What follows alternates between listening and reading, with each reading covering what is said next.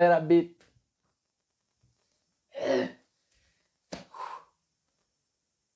Beleza com vocês? Esse é o Luquinhas. Eu não queria que você fizesse essa piada.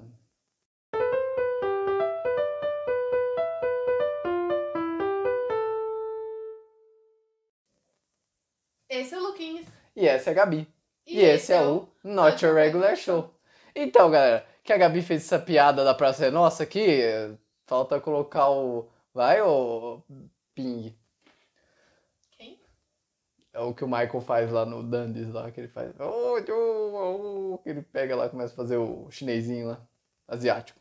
Sei lá, se é chinês ou japonês, sei que ele começa a fazer lá. Michael sendo Michael, né? Enfim. Hoje nós viemos falar desse tijolão aí, dessa piada da Praça é Nossa que a Gabi fez. Eu li essa belezinha aqui pra fazer o segundo livro. Vocês viram do primeiro livro, né? Vocês viram do primeiro livro que postamos domingo aí. Nós viemos falar desse escritor maravilhoso. Olha. Dá pra fazer uma casa. Dá pra fazer uma casa com o livro. Olha, perfeito. Tá bom. Então, nós vamos falar do Lovecraft, que ele é um escritor que criou o horror cósmico. Deixa eu centralizar aí. Ele criou o horror cósmico, que é o horror mais ficção científica, né? Sim. Ele tá muito evidente hoje em dia. Teve até aquela série Lovecraft Country, que é... Perfeito. Só o final, que é tonto, mas tudo bem. O final é idiota. Não o final. A cena pós-créditos lá, pra fazer série derivada. Uma bosta aquele final da menina lá, da Dee. Mas tudo bem. Mas o final normal ficou legal, que ele acontece aquela coisa lá, né? Nós vamos falar porque nós já vamos estragar um monte de coisa aqui, mas tudo bem.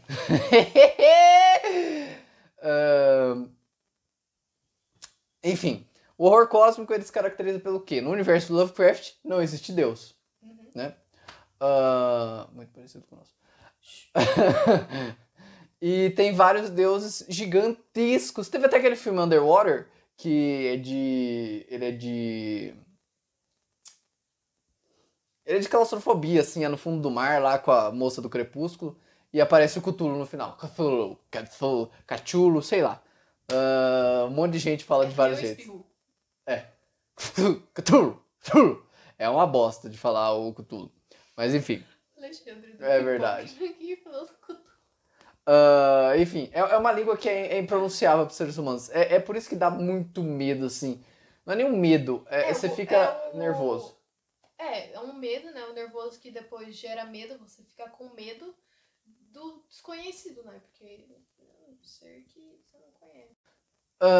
Sim, bastante. Tem gente que fala que isso está atrelado ao racismo do Lovecraft. Sim, está atrelado ao racismo do Lovecraft, mas todo mundo tem esse medo do desconhecido. Todo mundo. Não tô defendendo racista, porque ele era um racista do caralho, ele era muito merda. Na vida, assim, ele era um merda, mas ele já morreu, então dá pra separar a obra do escritor. Ele era um merda. Você pode ver aqui, tem várias passagens assim. Várias assim, não predomina, não toma o livro, assim, não é o ponto principal. Não é. É muito pouco evidente, eu acho, em alguns contos. Tem outros que... Tem outros que você nem fala, puxa, que é racista. Não tem nada assim, sabe? Depende do conto que você É só um retrato de época, às vezes. Às vezes só um retrato, ele não... Às vezes ele usa o negro como uma figura que dá medo, que assusta, mas é uma bosta. Você releva. É difícil ter um conto que ele faz em cima disso. Tem um lá que ele fala, acho que é da criação dos negros. Eu não lembro o nome, ou crioulos. Eu não gosto de usar essa palavra, mas tudo bem. Essa palavra nem pode usar. Mas eu acho que é esse o poema dele lá, que é uma bosta. É pastiche, é pra tirar sarro. É uma merda esse poema. Eu li. Muito ruim. Mas primeiro vamos falar quem é o Lovecraft, né? Sim, vamos começar falando dele. Bom, Lovecraft, ele é um britânico, em que ele era de uma família muito rica. Eles eram muito influentes. E o pai dele morreu quando ele era muito novo, jovem. Ele era muito bebê ainda. Acho que era. E tanto é que ele não tem nem muita lembrança do pai dele. A figura paterna dele foi o vô dele, porque quando o pai dele morreu, a mãe e ele foram morar junto com o vô. E ele tinha uma biblioteca gigantesca, né? Sim. Uma biblioteca gigantesca. Que ele passava lá o dia inteiro, porque ele não ia na escola. A mãe dele era super protetora, ela era bem hipocondríaca, assim. Ela tudo achava que era doença. E tanto é que ele realmente ficou uma criança muito frágil, porque ele não saía pra brincar, não saía no sol direito. Ele era branco, meu. Ele era transparente. Porque você não percebe muito na foto, mas se você tirasse uma foto assim, com cor, você ia falar, cadê a cor desse moleque, meu? Esse moleque não tá bem, não. Não tá bem, não. Ele tem uma cara meio de doente mesmo. Você Ele tem tem. certas fotos que ele tem uma cara de doente. É. Mas também... Sim. Ele lia bastante Allan Poe, óbvio, ele lia Edgar Allan Poe. E ele usava muito de inspiração. Os primeiros textos dele ele jogou fora, porque ele falou que era muito parecido com o Edgar Allan Poe. Jogou fora e falou, não. Não serve.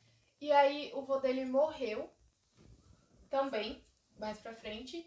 E aí ficou só ele e a mãe dele. Sim. E a mãe dele ficava, né, tentando manter a família deles, né? Ela não tinha muita consciência financeira. Ela era, gente, mulher naquela época, né? Não tinha quase nenhum conhecimento. Não, depende. Mas era um conhecimento muito... Não era de... Sim. Governar mas era foda mesmo. E aí, mais pra frente, a mãe dele também morreu. Morreu e aí que foi pro saco mesmo. Aí deu merda. Porque o Lovecraft, ele era muito hiper... né? Ele tinha complexo de Édipo. Complexo de Édipo. O Lovecraft, ele tinha esses sonhos assim porque ele era muito perturbado. Ele tinha esses sonhos muito esquisitos e aí ele transcrevia pra página. E aí, quando a mãe dele morreu, foi muito difícil pra ele manter a vida dele, né? Porque ele já não tava boa. E ele também não tinha nenhuma noção de como cuidar de uma casa, como pagar imposto. Então foi uma coisa bem... Ele era o clássico branco rico. Mimado. Ele era mimado. É isso. Ele nasceu em Providence, né? Você esqueceu de falar disso. Ele nasceu em Providence. Tem até o livro do gibi que o Alan Moore... Ele trabalhou em readaptar o universo do Lovecraft. Chama Providence. E teve uma época que ele casou com uma judia. E judia, ele era preconceituoso pra caramba. E ele foi morar nos Estados Unidos com a judia. Ele casou com a judia. Foi nessa época que foi a época mais prolífica dele. Essa foi a época mais prolífica dele, porque ele estava muito inserido no preconceito dele. Tudo ele odiava nos Estados Unidos, porque não era a terra dele. Ele odiava, ele tinha ódio de estar lá. Ele odiava, ele ficava puto. Até que ele largou da mulher dele e voltou pra Inglaterra, né? Ele tinha muito essa influência do Allan Poe, ele usava bastante, assim, era bem pesado, os livros dele eram bem pesados, assim, ainda mais pra época. Bem mórbido também. Ele tinha uma relação muito próxima com o Robert Howard. Quem é Robert Howard? O cara que escreveu Conan o Bárbaro. Só esse cara. Simplesmente esse cara. É o cara que criou o Conan. Só isso. Tanto é que a maior parte de coisas que ele escreveu eram cartas pro amigo dele. Eles eram muito amigos, mas eram amigos de carta mesmo. Eles não se viam tanto assim, mas eles eram bem amigos. O Lovecraft se encontrar assim, não se encontrava com ninguém, né? Parando pra pensar. Ele era muito reservado. Parecia um eremita. Ele era muito reservado mesmo. Ele não gostava do mundo, né? Ele era esquisito. Era uma criança esquisita, muito esquisito. Ele era amigo do Howard, né? E o Howard também trabalhou em algumas histórias, porque o Lovecraft ele deixa em domínio público. Ele não ficou com os direitos. Ele queria que as pessoas enriquecessem o universo dele. Então, várias pessoas trabalharam e foram desenvolvendo. Aí a gente tem várias coisas que são no universo do Lovecraft, mas não são dele. O livro do Alexandre Calari, que a gente estava falando, que é maravilhoso. Maravilhoso esse livro. Do Pipoca e Nanquim, vão lá ver o canal deles. Nós já falamos deles aqui, mas é sensacional. A Floresta das Árvores e Torcidas, incrível esse livro. Incrível! A gente vem falar aqui dele outro dia. Nós temos o conto do Howard, que ele cria o Povo do Subterrâneo, pelo que eu lembro, que também é ambientado no universo do Lovecraft. Tem o Lovecraft Country também. Sim, Lovecraft Country, óbvio. Tá aqui. O que eu gosto do Lovecraft Country é que, tipo assim, ele retrata, os personagens principais são todos negros. E aí... Na época do Lovecraft, né? E é no mesmo ano que se passa as histórias do Lovecraft. Eu acho que talvez é um pouquinho no futuro, né? Não, é a mesma época. É a mesma época. E mostra como é a visão das pessoas negras inseridas no universo do Lovecraft. Então eu achei muito interessante, é muito real. Eles tiram essa carga do preconceito que tinha na obra do Lovecraft. É por isso que é legal, eles invertem a jogada. Eles fazem... O maior perigo não são nem os bichos do Lovecraft, são as pessoas Sim. brancas. Eu acho exatamente isso. As partes mais pesadas desse livro são as partes que envolvem as pessoas brancas do que as pessoas... Cai um pedaço da barba na água. Mais pesadas as partes das pessoas brancas do que dos próprios monstros. Sabe o que eu fiquei pensando? O Ogiva tem aqueles bichos colossais. Sim, no Ogiva do Bruno também. Me fez pensar no... Eu não ele baseou no universo do Lovecraft os bichos. Mas todas as obras foram influenciadas depois. Todo terror que aparece tem um pouquinho de Lovecraft lá. Sim. Todo terror. Porque ele é um terror muito... Não é terror, é horror. A palavra é horror. Porque você não fica... Não é de susto. Não é pra te assustar. É pra você ficar cagaço. Pra você ficar fudido da vida. É uma coisa que eu acho que é muito mais psicológica. Sim. Porque você vai vendo como as pessoas vão enlouquecendo com... Isso, é maravilhoso. Tem aquele conto do... O Chamado de Cthulhu, que é o que mais conhecido dele. O cara vai enlouquecendo conforme ele vai descobrindo a história. Ele vai ficando louco da cabeça. E você vai junto com o cara descobrindo as coisas. Tem o do falecimento A verdade sobre o falecimento de Arthur Jeremy e sua família. Essa eu não vi, eu acho. É o do ídolo lá, de macaco branco lá, que o cara descobre que aparece. Nossa, é verdade. Foda. Nossa, é muito boa essa história. Todas são muito boas. Tirando umas do começo, assim, que tem aqui no livro... Eu vou até procurar o nome delas, que eu sempre me confundo. Uma é o Alquimista e a outra é a Tumba, acho. Deixa eu ver. Eu não gosto muito dessas. É Os Ratos na Parede. O Alquimista e a Tumba. Os Ratos nas Paredes eu usei no segundo livro, que mais pra frente nós vamos falar do segundo livro também. Muito boa, o Ratos nas Paredes, mas vamos falar do geral, assim. Que nem a gente tava falando, não tem Deus, os deuses que existem, eles são mais antigos que o próprio tempo. Essas criaturas, elas são tão gigantes que não existe outra palavra para elas que não seja deuses. É impossível. Se elas espirrarem, o universo desaparece. É simples assim, de tão imensas que elas são. Algumas estão dormindo na Terra, outras, por exemplo, o Nyarlathotep, que é o caos acejante, que ele se manifesta de várias formas, ele se manifesta como faraó negro às vezes. Ele tem uma cabeça de cobra, com uma boca e sem olhos. Depois a Gabi vai colocar aí uma imagem dele pra vocês verem, que é muito feio. Todos são muito feios, né? Não tem o que falar. A não ser a única coisa que é bonitinho é a pelúcia do Cthulhu. Só. A pelúcia bonitinha do universo. Os deuses gigantes, que eles são mais antigos que o próprio tempo. O universo nasceu, eles já eram velhos. Tem, por exemplo, assim, o Nyarlathotep que eu tava falando, ele gosta de interagir com a humanidade. Ele gosta de causar desgraça na humanidade. Nenhum deles é bonzinho. Você vai olhar o Cthulhu, obviamente você não vai pensar que ele é bonzinho, mas ele realmente não é nada bonzinho. Né? Você é vê o um demônio. bicho gigante e você fala assim, o universo é um completo caos com várias manifestações desse caos diferente. Cthulhu, Nyarlathotep, Azathoth, que é o caos nuclear. Tem um bicho dele que é bonitinho. Qual? Aquele gato, que é tipo um gato espacial. Sabe? O gato de Saturno lá, muito louco, que aparece do Randolph Carter. É a Cidade de Prata, alguma coisa assim.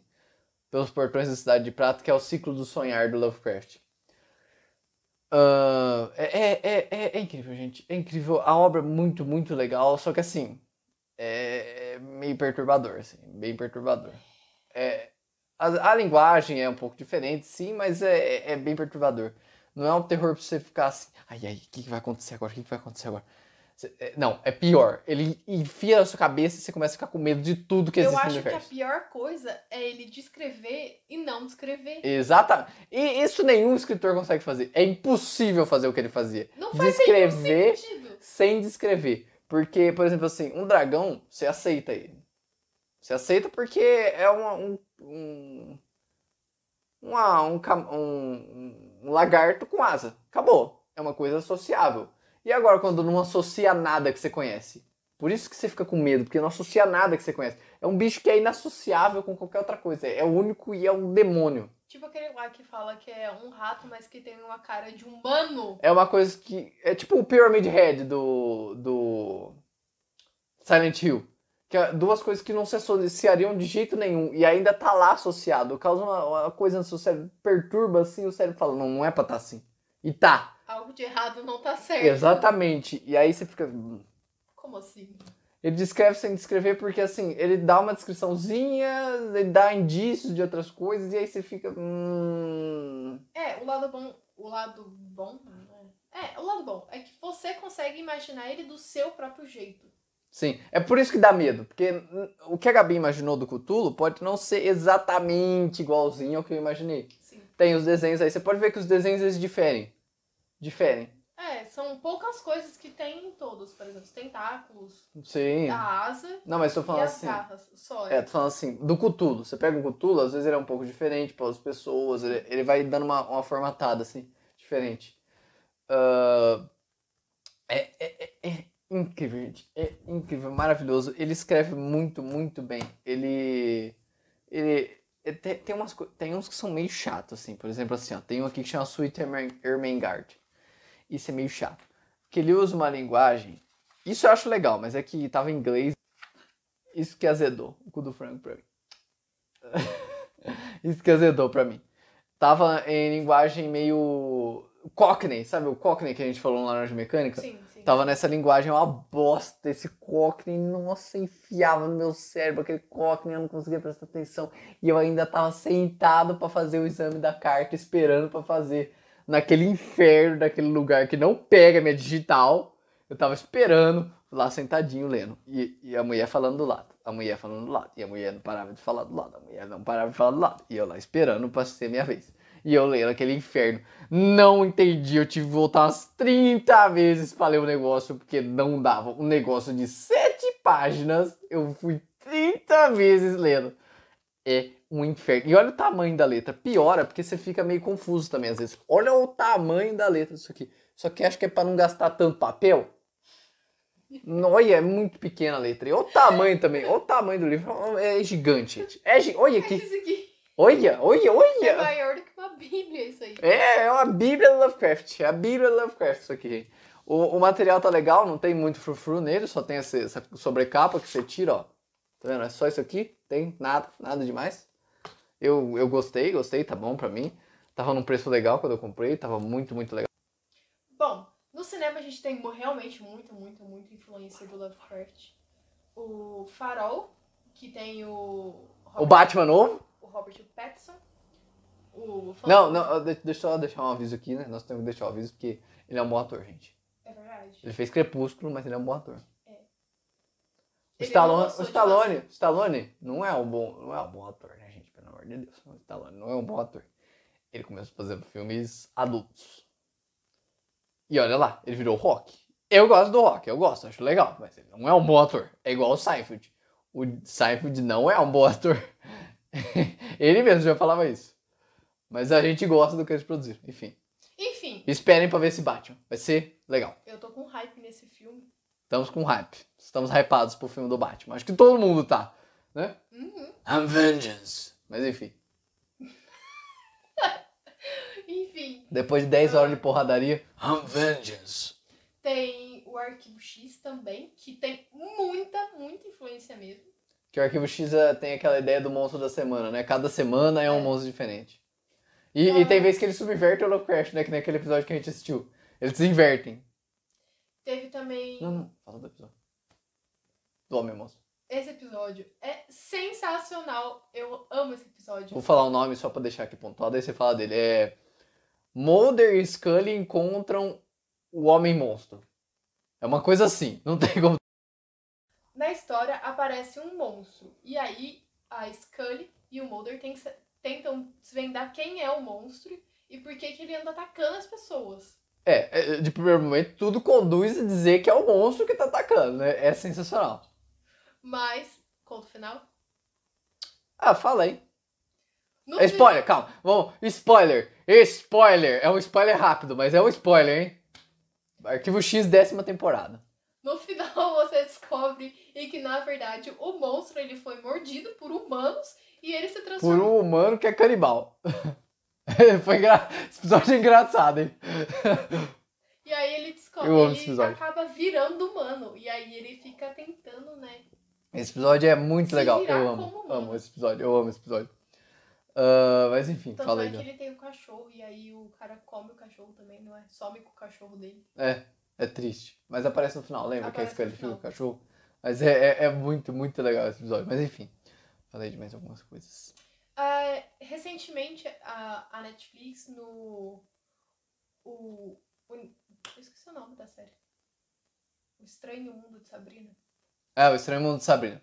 Eles fizeram referências em quase todas as temporadas. Que tem a menininha do Mad Men. É verdade. E é muito bom o jeito que eles se apresentam.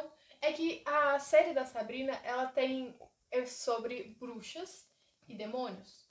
E eles conseguem juntar perfeitamente o Lovecraft junto com deuses, anjos, demônios. O que acontece mais ou menos no livro do Ale. Legal. Sim, eu achei sensacional, foi muito bem desenvolvido. Eu gostei bastante. Eu assisti toda a série, o Lucas não assistiu, mas eu adorei. Mas eu sei que tem, por exemplo, a Missy do Doctor Who. Que nós vamos falar do Doctor Who. Eu queria falar só mais uma coisa antes da gente acabar. A parte 1 desse vídeo vai ter mais partes. Ou parte, não sei. Vai depender de como a gente gravar, porque tem muita coisa pra falar do Lovecraft. A gente vai pontuar mais as obras depois. Que ele criou o Necronomicon. Sabe aquele filme Ash vs Evil Dead? Que foi traduzido de 300 bilhões de jeitos aqui no Brasil. A Morte do Demônio, o segundo filme é Uma Noite Alucinante 2, sendo que o primeiro não chamava Uma Noite Alucinante. Aí o 3 foi uma Noite Alucinante 3. Aí eles corrigiram depois para A Morte do Demônio, subtítulo Uma Noite Alucinante. Aí o 2, Uma Noite Alucinante 2. É muito tonto. O Necronomicon que aparece lá, aquele livro de pele, assim, nossa, feito de pele com um rosto. Não tem nada disso no Lovecraft. É um livro bosta. É um livro merda, que os caras pegam e falam, essa porra aqui é o Necronomicon, tem um histórico... Assim, é um livro todo meio que rasgado, assim. Todo fodido. Marrom de guardado. Tira pó, estragado, mas ele tem esse passado do Al-Azif, que o Al-Azif é o nome dele, escrito pelo Abdul Al-Zahed, que inclusive é zoado no Lovecraft Country no livro, porque ele fala assim que o nome é de gago. Não existe aquele nome. Tipo, servo a Deus. O cara zoa, é engraçado. Ele escreveu o Árabe Louco, ele escreveu o livro, ele tava totalmente pinel. Ele escreveu pinel, essa palavra é legal. Ele escreveu o livro falando de todas essas coisas do universo do Lovecraft. Então tem um capítulo que é a história do Necronomicon aqui, que é um continho que ele faz. Muito, muito legal, como se existisse por onde ele passou. É muito, muito, muito legal. Necronomicon, qualquer coisa assim do Lovecraft que põe um bicho lá e precisa deter o bicho, o Necronomicon é tipo a chave de fenda sônica do Dr. Who. Acabou, põe o Necronomicon lá. Acabou, decidiu. Como resolver os problemas. Necronomicon, ponto. Mas ele tem vários encantos. O Jovem Nerd fez o RPG do Call of Cthulhu, que é muito legal o RPG, eu tava ouvindo. Sensacional, queria comprar, mas era só financiamento coletivo. Fiquei triste quando descobri que já tinha acabado. Vi tarde demais. Mas é muito legal. O Jovem Nerd também, canal sensacional. Vão lá ver, gente. Eles foram vendidos pro Magazine Luiza na semana passada pra vocês, pra mim essa semana. Mas... Na outra ainda, sei lá. Ele foi vendido aí umas semanas atrás. Resolvi. Isso. Mas enfim, a gente vai voltar pra falar de mais esse escritor maravilhoso que é o Lovecraft. Beleza, gente? Tchau. Esse é o Luquinhos. Essa é a Gabi. E esse é o Not Your Regular Show. Tchau, gente. Não esquece de curtir, comentar e compartilhar. Já tava esquecendo. Ativa o sininho. Ativa o sininho lá certinho. Às vezes tá no personalizadas, põe em todas. Porque a gente só tem conteúdo bom aqui nesse canal. É isso aí, meu amigo.